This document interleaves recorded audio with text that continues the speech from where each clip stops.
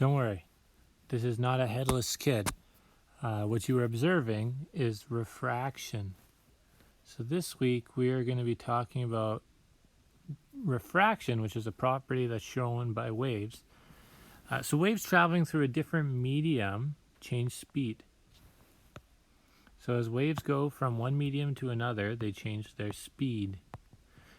Now they'll have the same frequency, but a different wavelength. So as waves go from one medium to another, their speed changes and their wavelength changes. And this is no different for light. Light does this as well. So light can travel at different speeds in different mediums. And actually, we've been able to slow light down to incredibly slow speeds. If you just Google like Bose-Einstein condensate, it's the material they use. It has some quantum properties, but it's easy to, well, they use it to slow down light to like the speed on a bicycle. It's pretty crazy. So because light travels at different speeds in different materials, it ends up bending. And so when we look, I don't know if you've ever tried this, but every time I'm in a river, I try to grab a fish with my bare hands because it makes me feel more manly. And I miss a lot. I have yet to catch one. And part of that, it doesn't have to do with my manliness. Part of that has to do with how light bends. So the fish appears to be somewhere else when it's actually in a different location. Just like with virtual images, we look and the light appears to be coming from a different point. As this light bends, it appears to be, we only really recognize it as traveling in straight lines. So the fish appears to be at this other location. So that is refraction. Now, a Dutch mathematician named Snell came up with this law, the law of refraction, and this is how it's written in your formula sheet. It gives a ratio between the density of the medium and the speed of light in those different medium, as well as the wavelength and the angle that they're going to refract at.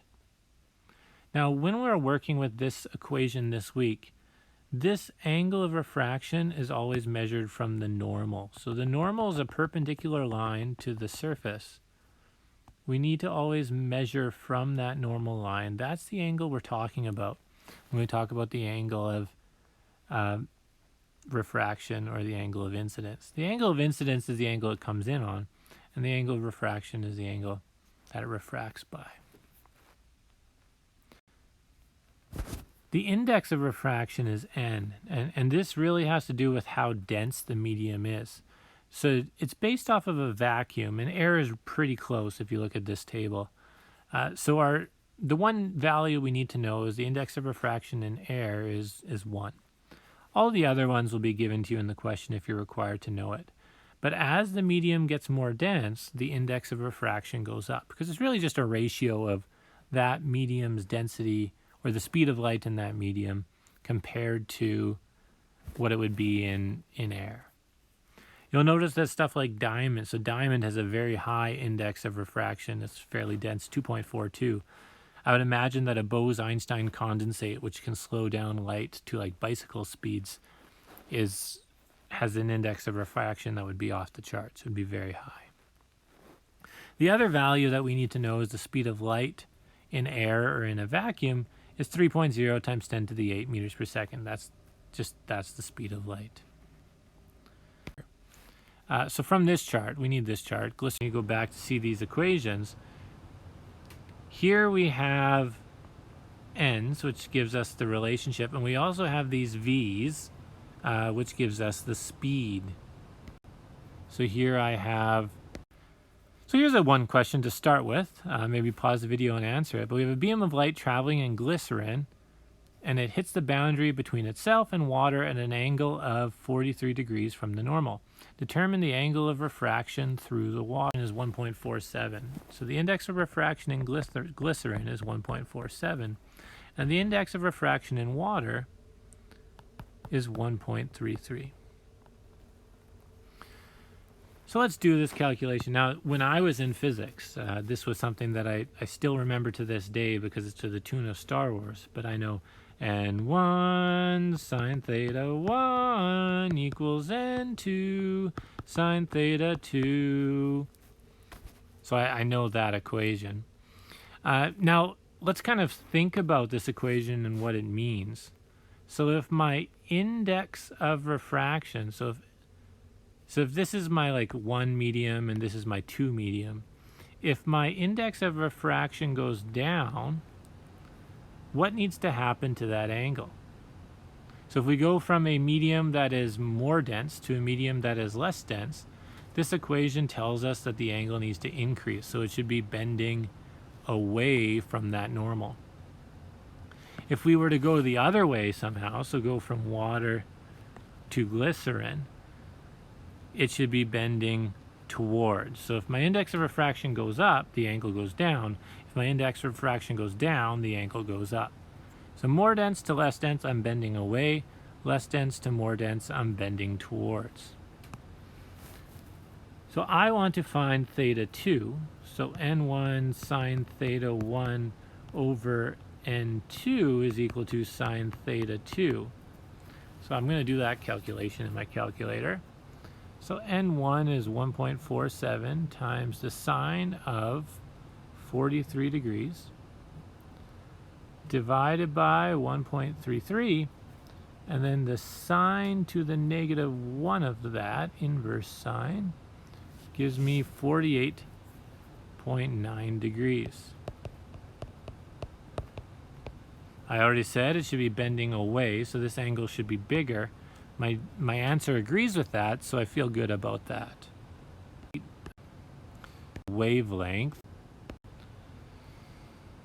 Here we have a student doing a lab, and they test the material that light travels at this speed through, and we want to find what that substance might be.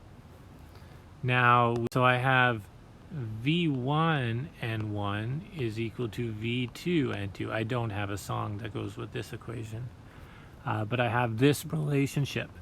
Now I know air, or a vacuum, so I know that the speed of light in air is 3.0 times 10 to the 8 meters per second, and that's when the index of refraction is 1. And I know V2 is 2.21 times 10 to the 8 meters per second. So I can find out what that index of refraction is. And you'll see here that it's really just a ratio. So index of refraction is really just a ratio between the speed compared to what it would be in a vacuum. I got 1.36, which would mean that's probably most likely ethanol is that substance.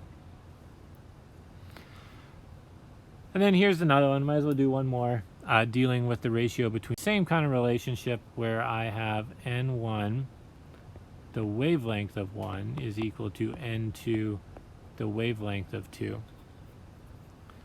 I guess maybe looking at the previous one, right, if we think about this side staying the same again, if N goes up, the speed goes down. So as the material gets more dense, it moves slower. If the material gets less dense, it moves faster. When we look at wavelengths, if the wavelength were to decrease, so a decreasing wavelength, or I guess if the optical density, if N were to decrease, the wavelength would go up. If N were to increase, the wavelength would go down. And then frequency stays the same. So we have red light traveling through air, a piece of flint glass with a new N, and we want to find the wavelength. So the wavelength will change. And if you think back to kind of last week, that also means that the color will change in different mediums as well. Possibly. Although the speed changes and the wavelength changes, so the frequency stays the same. So scratch that. Alright, so N1, 1 times 700 nanometers, 700 times 10 to the -9, divided by N2, which is 1.75, is 400 nanometers would be the wavelength there. So that in these calculations. So if the wavelength changes, Snell's law. Here's just one question at first glance. Light travels slowest in which medium? I hope at this point we understand that this tells us the more dense something is, the slower light will be. So I would expect it to be glass. What we noticed, I don't know if you've seen this album art before.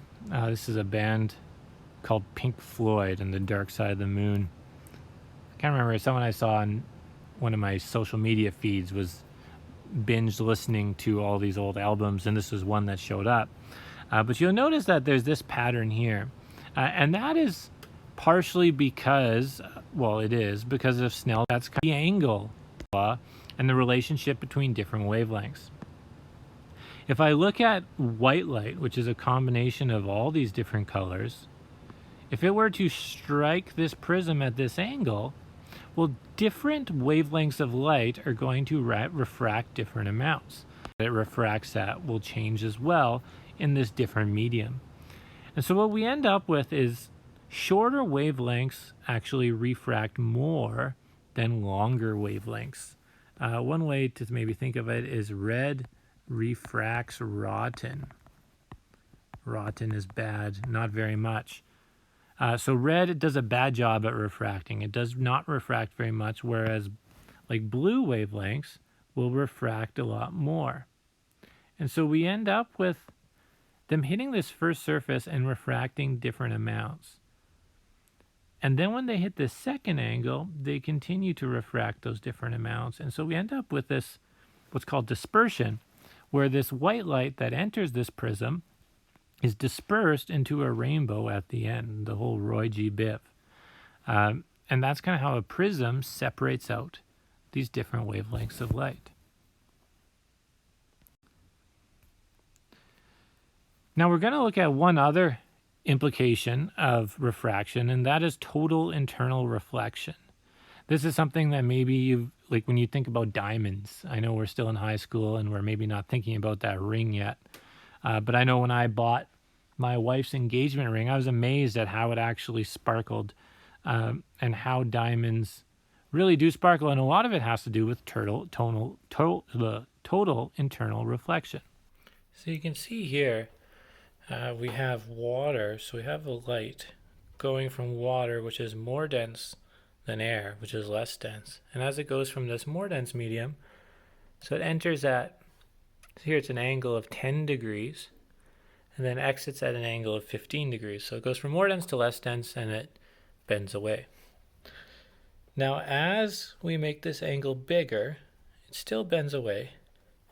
But you'll notice that when we get to this point, so we get closer and closer, it keeps bending away, then all of a sudden, around 45 degrees, it looks like it's actually reflected. So at that point, we've gone beyond the critical angle. So when we're here at this angle, you'll see that it's still exiting. But as soon as I go beyond it, now it appears to be reflected. So the critical angle is the point where that ray is refracted 90 degrees. That's hard to see. But as soon as we go beyond that critical angle, we observe what's called total internal reflection, where this ray is refracted so much that it appears to be reflected. And that's what we're seeing here. So again, if we are smaller than that critical angle, that ray is allowed to exit that more dense medium.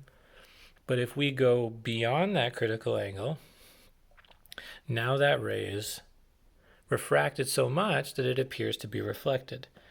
This is the principle that fiber optics work on. So in fiber optics, that ray can never leave that cable because it can't escape. It's refracted so much that it appears to be reflected, and that signal is then carried along that fiber optic cable. So let's look at what's happening when we have total internal reflection occurring. Now, in order for this to occur, it has to be more dense, our more dense medium to our less dense medium.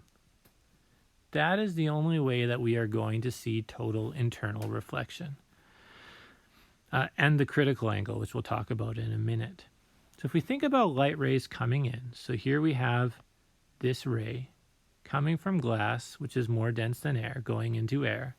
And if we think about how it refracts, because it's going more dense to less dense, it's going to refract away.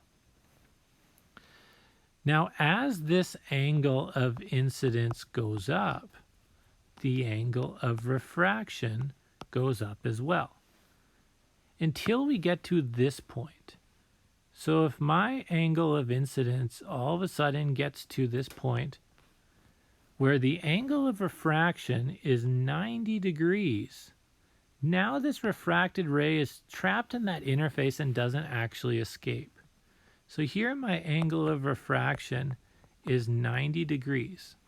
We have a special name for this angle, and this is called the critical angle. So the critical angle is the angle at which the angle of refraction is 90 degrees. Now that's important because usually we don't tell you this in these types of questions. So when we're looking for the critical angle, so that's the angle of incidence, that this ray needs to strike that boundary in order for it to be refracted 90 degrees. Now any ray that goes beyond that, now don't picture these rays as being different colors because different wavelengths have different critical angles. They're all just the same color, whatever color that is.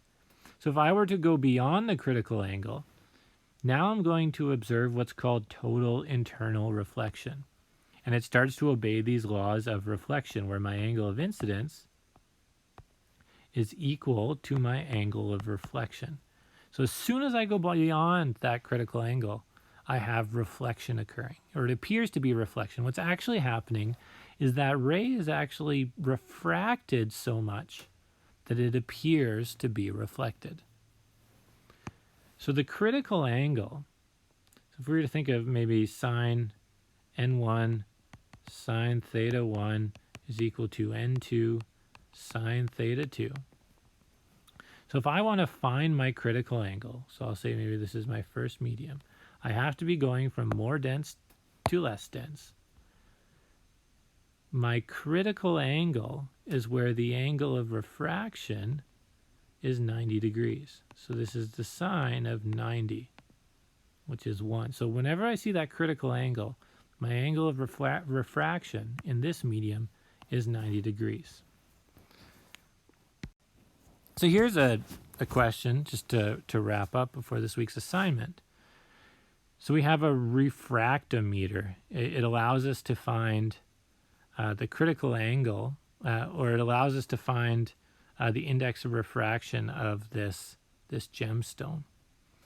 And so from this we can make a measurement. I see this is the gemstone has an N of 150.12.5. No, 50.12. So that's 1.525.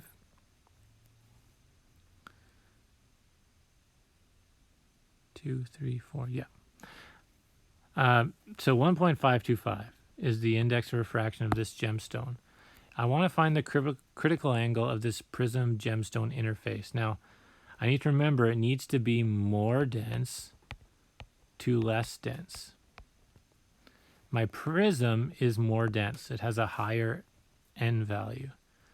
So my N of my prism times the sine of my critical angle, which will be in my more dense medium, is equal to my N of my gemstone.